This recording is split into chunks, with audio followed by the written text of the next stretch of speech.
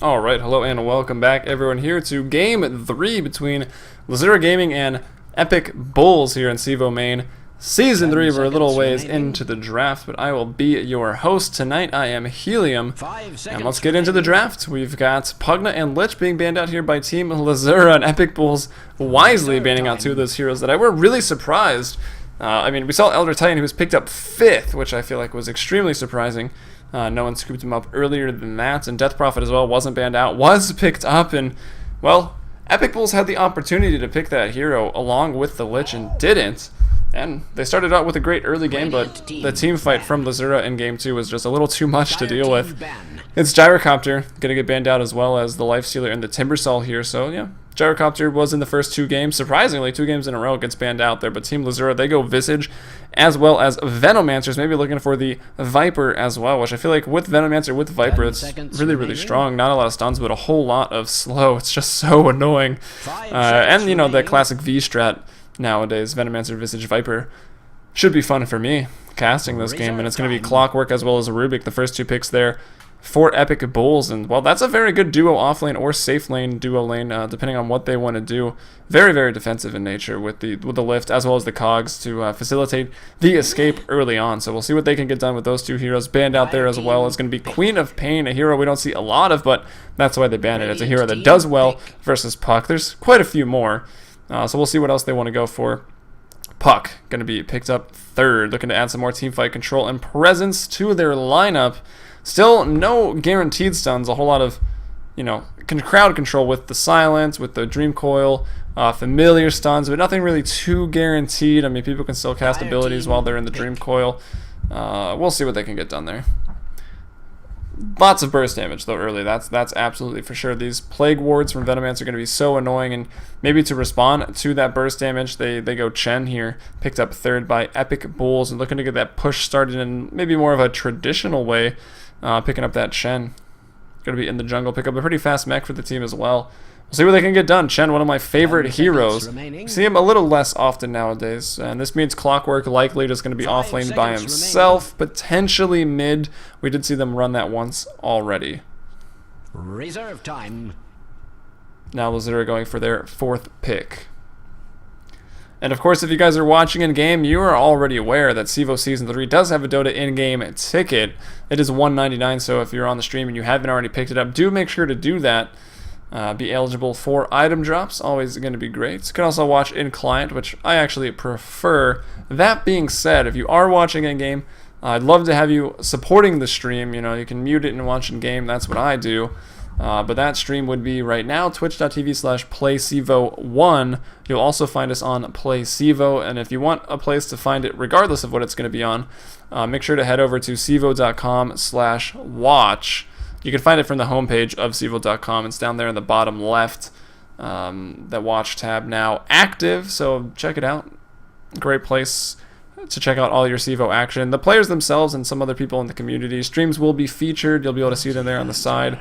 Check out their CEVO profile as well, which we will also be expanding a little more as the watch page grows. So yeah, check it out. Should be a lot of fun.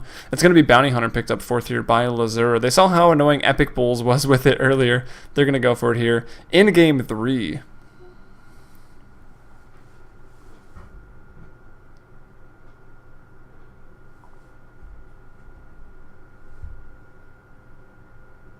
Ten seconds remaining. 5 seconds remaining. We wait on the 4th pick here from Epic Bulls. I mean, they've got to reveal either their mid or their core hero here. They pick last, so they're probably going to go for that carry here in their 4th pick right now. And speaking of, okay, there it is. They're going to pick up the Viper, which I think is a hero that Team Lzuruha probably wanted. I don't know.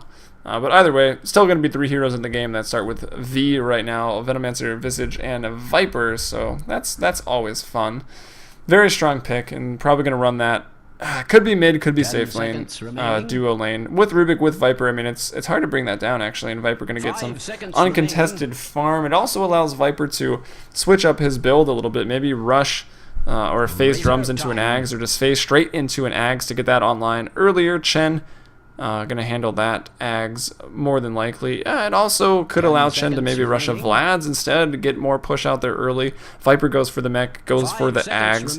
I feel like there's no other items you ever build on Chen. Maybe he could go rush a Necronomicon, even a 4-staff. Could rush Ags as well if he doesn't have to get the mech.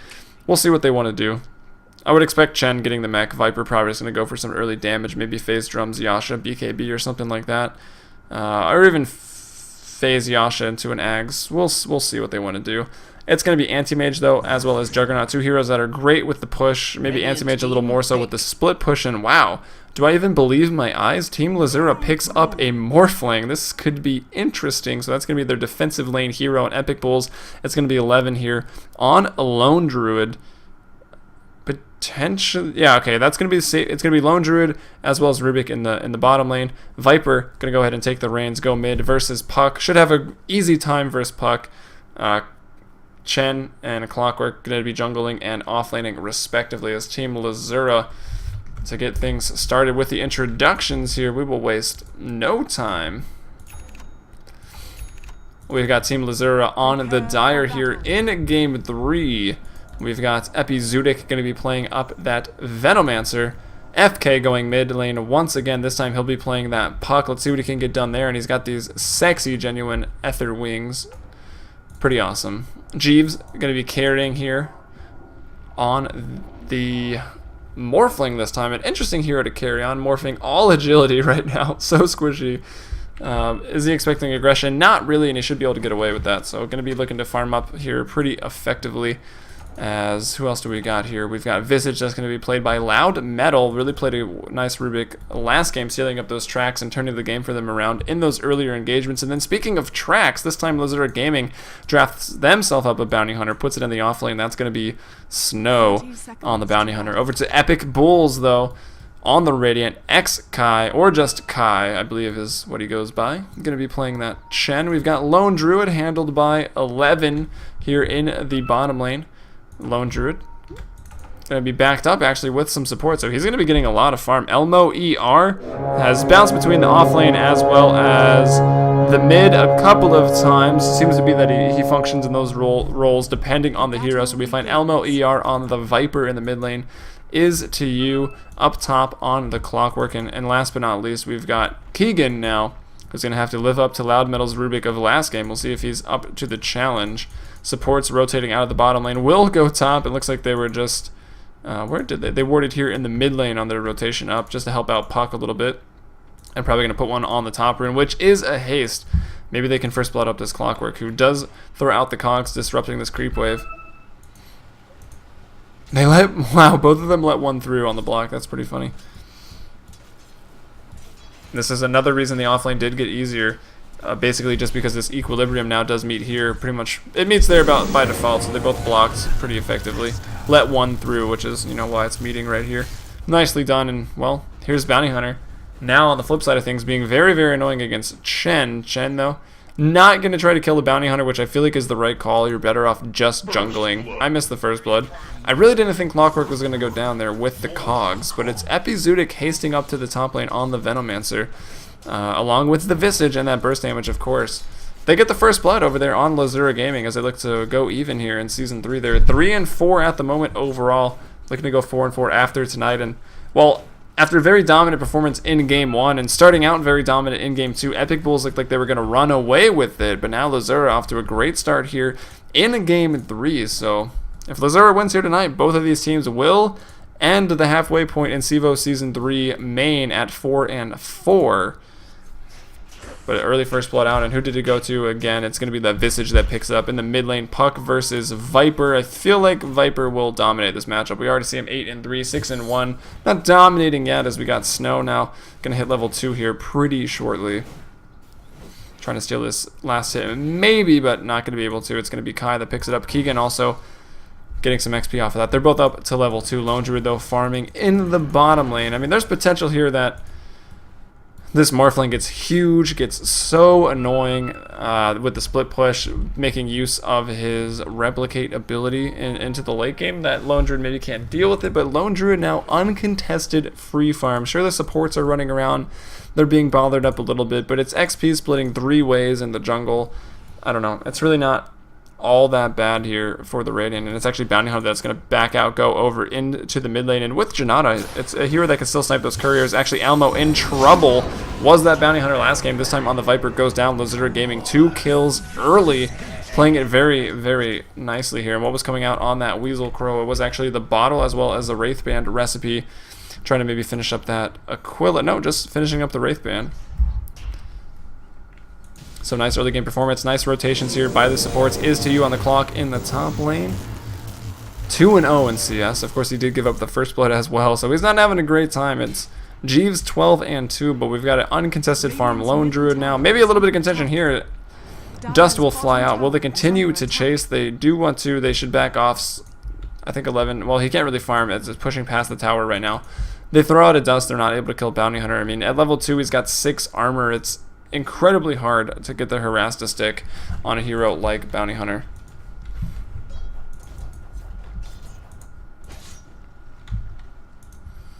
Is Lone Druid 5? Yeah, maybe if Lone Druid was 5, they could have continued to chase that, and probably would have. Or had they just thrown the Dust earlier, they probably could have got picked up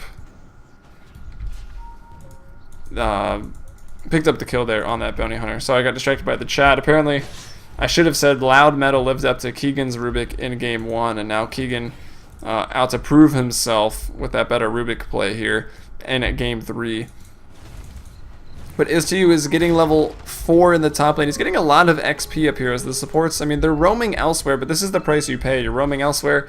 You were shutting down one lane. Now all of a sudden Clockwork is getting some farm, or not really farm, but he's picking up levels, and if he gets level 6, level 7, and then starts ganking and just buying space for this Lone Druid, I mean, there's a strong 4-man comp right here with Clockwork, Rubik, Viper to do that early game damage and just be annoying, and Kai with the heal, with the push. It's gonna have to be attended to. So they put 4 in the mid lane or the top lane trying to push out. Meanwhile, Lone Druid, so strong with the push as he's level 5, soon to be level 6, just picks up towers elsewhere, and they sort of just, you know, split push you down on the early game, because you need to deal with the 4 pushing mid because they have strong pushing potential, and then there's Lone Druid split pushing on the side lanes. Clockwork getting pickoffs that maybe lead into losing multiple towers in multiple lanes. It can still snowball out of control here for Lzuruha Gaming, but they're off to a great start. 300 gold lead, the XP lead actually over the other way. Kai in the mid lane though being dove at the tier 1 tower. Puck gonna pick it up. Nicely done, and that makes me think, where is Viper? There's Viper. Not sure what he was doing. I guess just trying to farm against Puck, and maybe they want to even go ahead and dive this, and he's still going for 3 in poison attack. I really like 1-3-1 a lot better with that Nether Toxin. Now that there's a 0-second cooldown on poison attack, I feel like you get more damage, or just more harass just from, you know, the right clicks with Nether Toxin. I don't know. Maybe I'm wrong. Last hitting's definitely easier with Nether Toxin, that's for sure. I mean, and you can make that damage stick there on Puck. Puck can phase shift off some of that poison attack DOT anyways.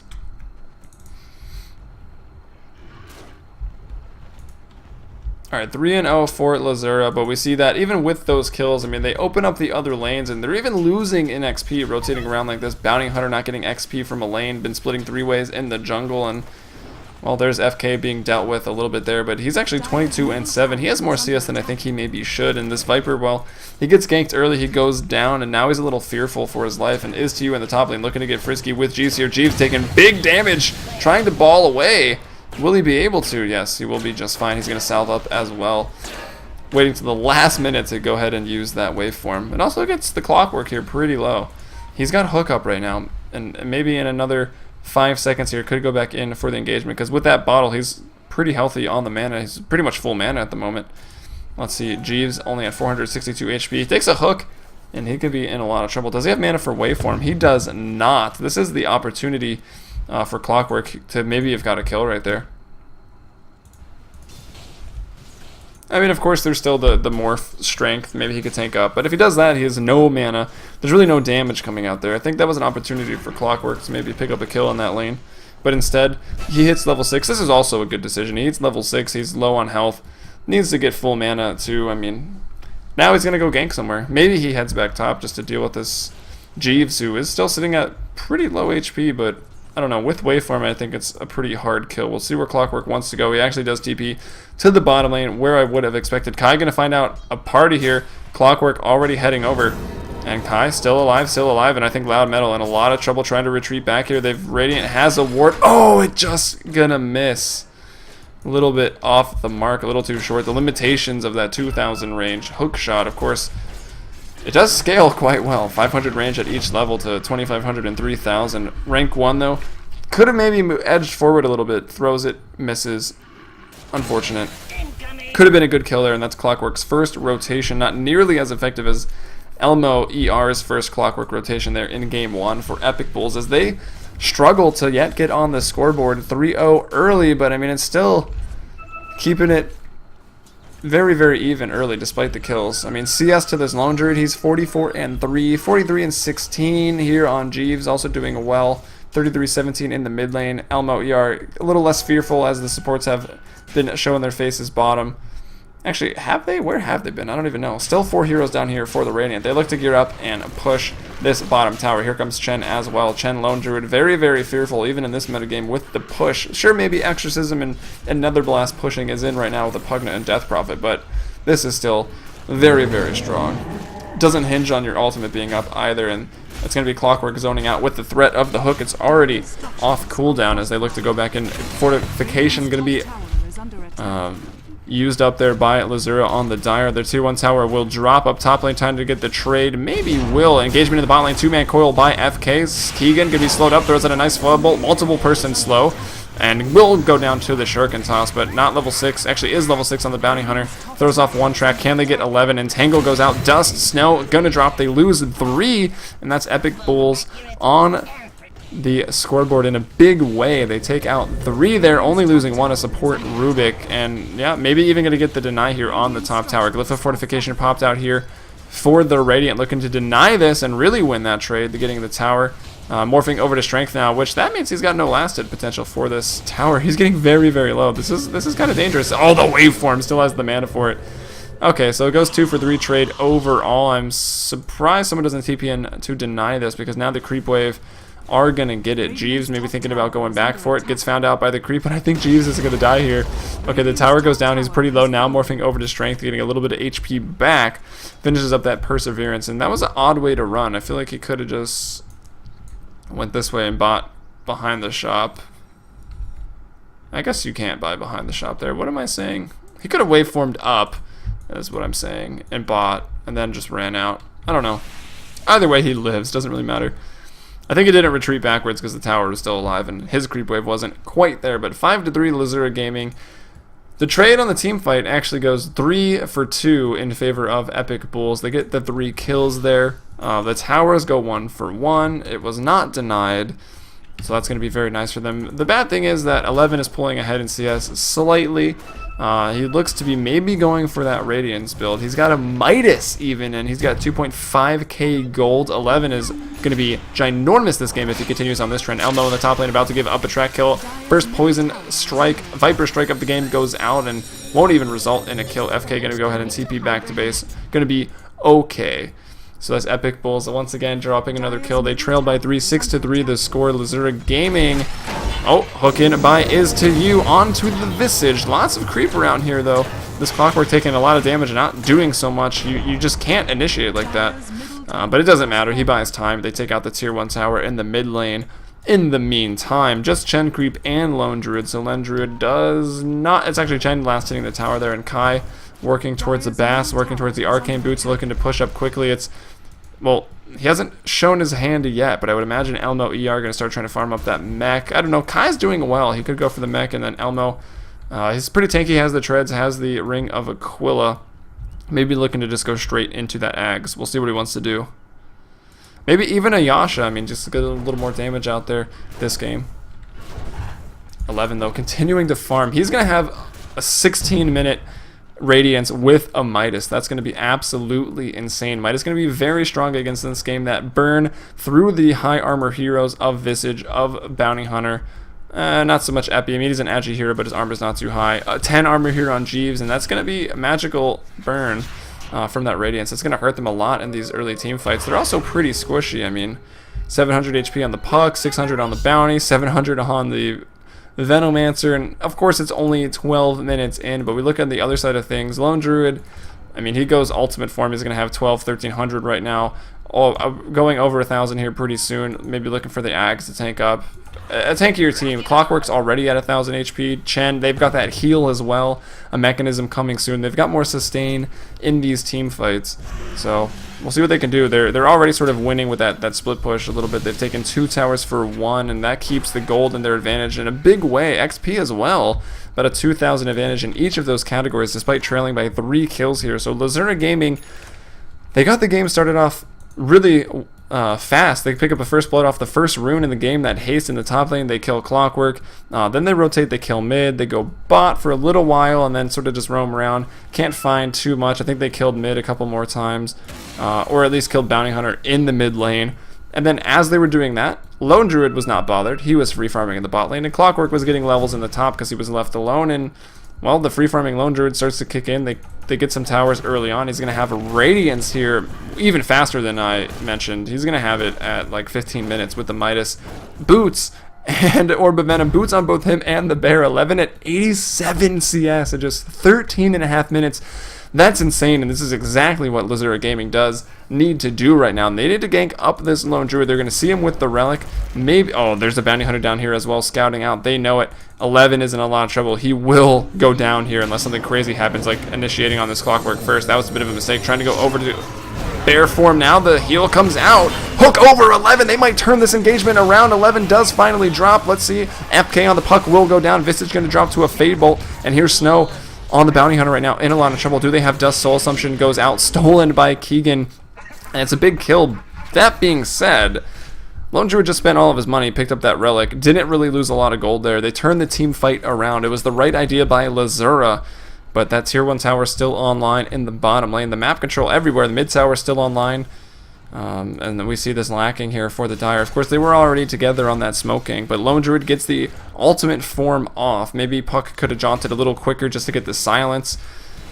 I don't know. Lone Druid dies, but it's really not that detrimental. I mean, he's at 300 gold. He'll just go back farming. He'll have 1,000 gold in no time. And the Bear not even needing to be resummoned.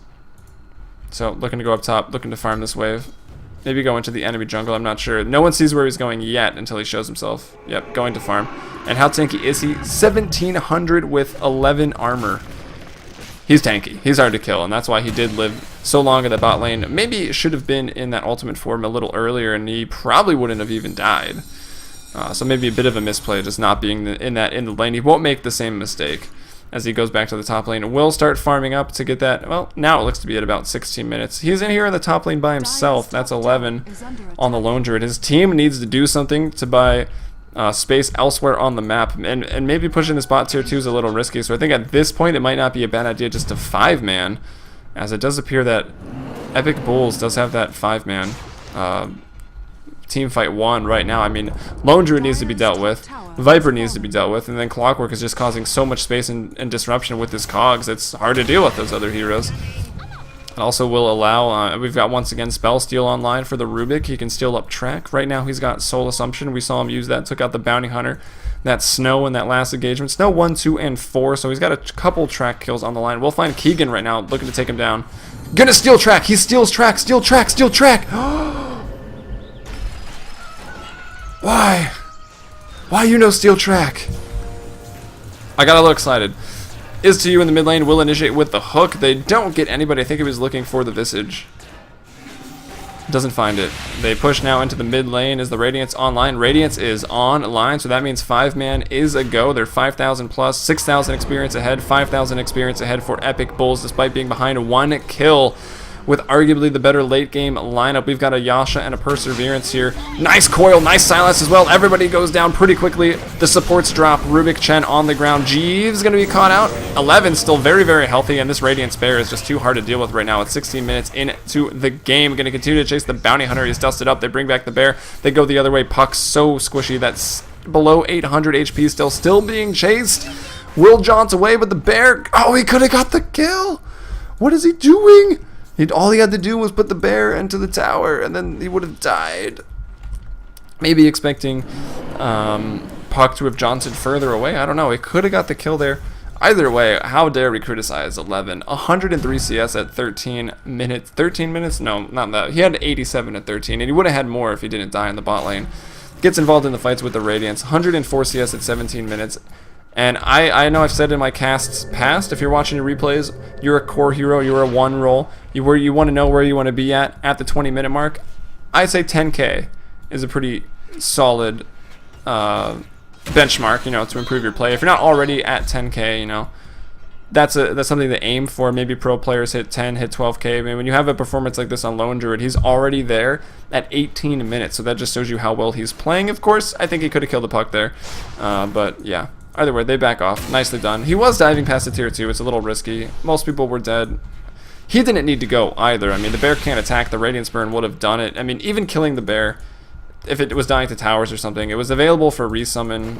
I don't know. I think he could have got it. And I know I'm probably in whisper mode right now. It's getting a little late here, so I'm talking a little quieter. Just for the heads up. 8 to 10. Lzuruha Gaming leads in that category on the scoreboard, but unfortunately in the world of Dota, it's not entirely important. It's the graphs and the gold and the items and the map control that really determine everything. And well, Epic Bull has all of that and more. They take out another tier 2 tower, initiating onto, yeah, the same with that sentry there. Nicely done. Just on the edge of that. That's unfortunate there for the bounty hunter, looking to throw out tracks and looking to do his job. But you know, the job of a bounty hunter, it's risky business. It's not for everybody, and bounty hunter does go down there. Unfortunately, sentry will spot him out. Puck trying to push out that top lane, getting that split push, has the blink, has the treads. I'm sure he's had it for a while. Jeeves continues to try to do as much farming as he can, but checking out the net worth, he's at 7.2k. We've got this Lone Druid at 10.5. 7.5k on the Viper there, so that's 2 heroes for the Radiant, top of the net worth, as you might expect. 7.3 for Jeeves, as we mentioned. 5.4 for FK on the Puck. 4.8 for Kai on the Chen. Clockwork as well, the same.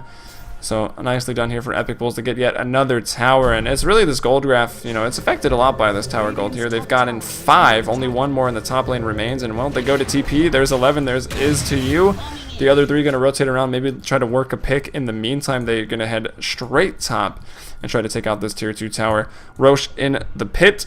No one is yet to contest him. Of course, Lone Druid at this point can pretty much solo it, so he can do that if he wants to. But yeah, I'm going to push for now, looking to take this last outer tower, and then I expect Epic Bulls, and maybe if they get a big team fight here and win it, they go in to try to push high ground. But if they don't, I think Roche is going to be their next objective after that top tier 2, as it should be.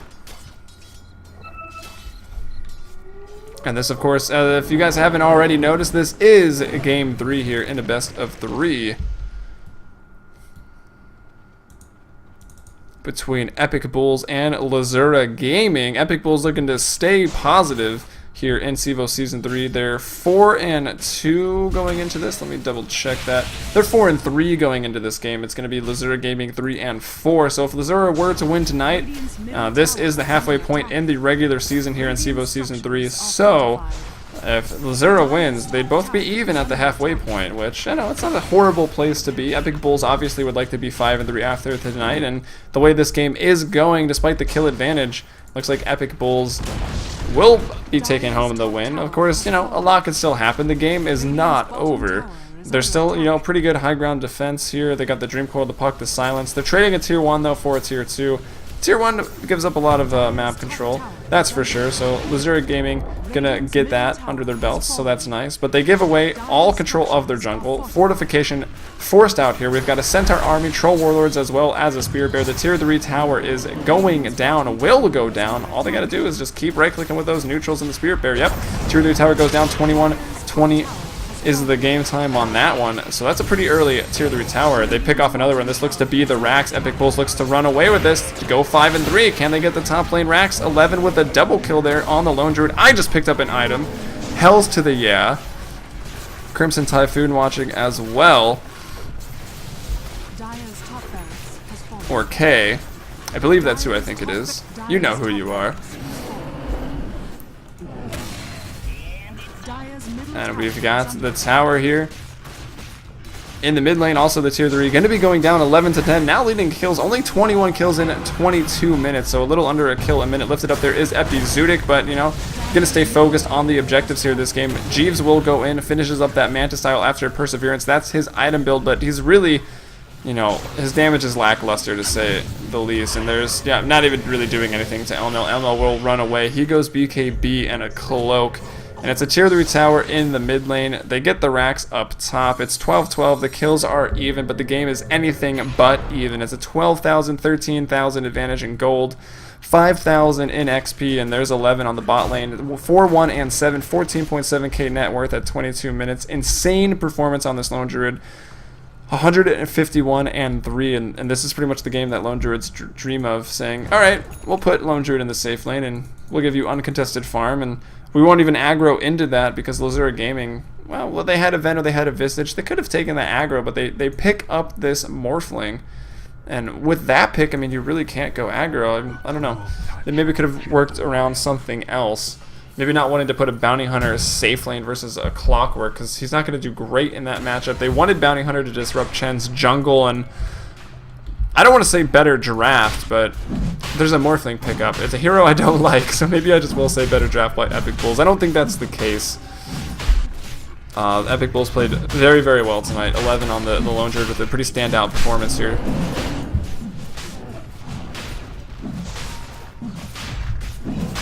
And they go for that Roche now, finally, heading into the Roche pit, and they're going to take it uncontested and look to push into the high ground and end this game here. A pretty quick game as, well, at least when I cast. Oh, Jeeves going for the steal, trying to live up to Kai. Kai here on the Chen was playing Windrunner with the Blink, and the game they did lose, Kai was able to snipe that Aegis. It doesn't happen here. No, he does. Oh, okay, it was even a bigger snipe, so now I just sound like an idiot.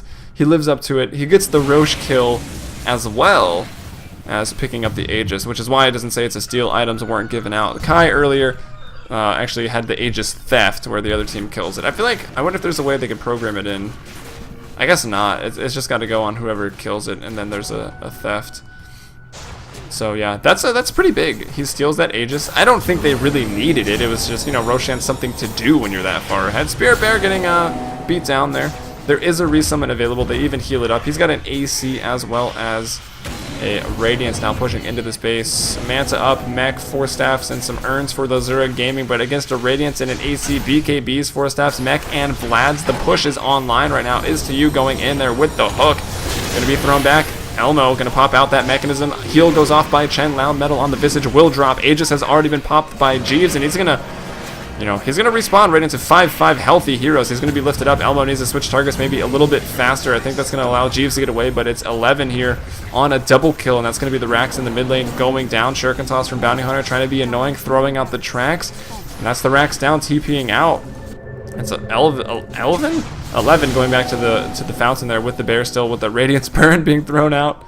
He did resummon the bear. He doesn't want to lose it here. Jeeves taking, you know, some hits. Chen going to go back and test the Faith. Jeeves merging over to Strength, morphing over to Strength, and I think Epizootic might be going down to the bear here. The blocks. Oh, he 4 staffs up to the high ground. Nicely done. Bear will be pulled back. But it's a mid racks down. The ranged as well as the melee barracks get taken out. Roshan was denied, but they scoop up the Aegis from Jeeves. They don't kill him again. And it was a really, really nice play by Jeeves to do that and get away. That's the power of Morphling with the Replicate.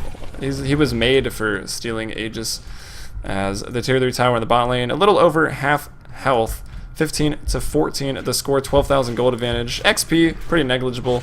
I mean, at 25 minutes, the graph itself isn't negligible, but in this game it is. It really didn't even matter if Epic Bulls were behind. They've taken 2 lanes of racks at 26 minutes. It's going to be almost impossible for Lzuruha Gaming to get back into this game, as they may just be run over here, but they're going to put up that final fight, of course, at this high ground in the bot lane.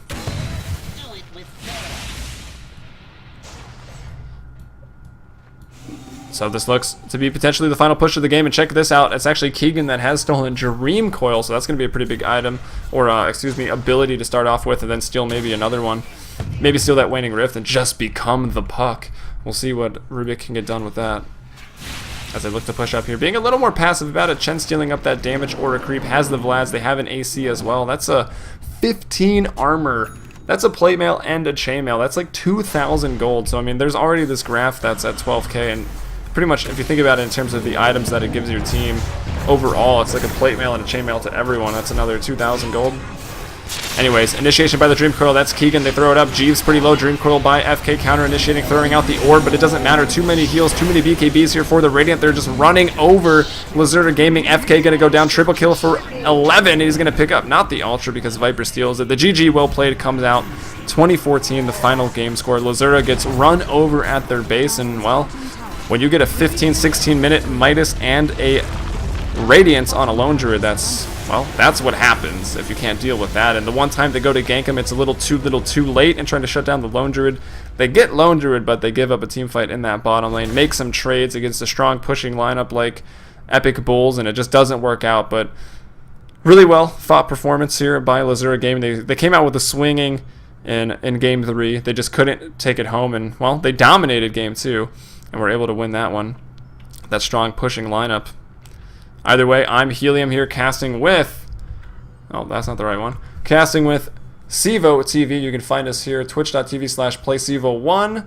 This is the secondary channel. The main channel is twitch.tv/playcevo. You can also follow me at Heliumbrella or at CEVO to find out when and where and with what game we are going live. And, well, to really simplify everything, you've got CEVO.com/watch, the new watch page that is launching for CEVO to make things super easy for you to follow everything CEVO related or even Dota related. We've got community streams. We're going to have some community people blogging there, me included, with some news updates, upcoming matches in both CSGO and Dota 2 for right now. The Twitter feed, it's pretty much your one-stop destination for Dota 2 and CEVO. So I'm going to put on maybe one more song and ride out the stream. But for anyone that watched both in-game or on stream, thank you for supporting us over here at CEVO, and CEVO-TV thanks you as well.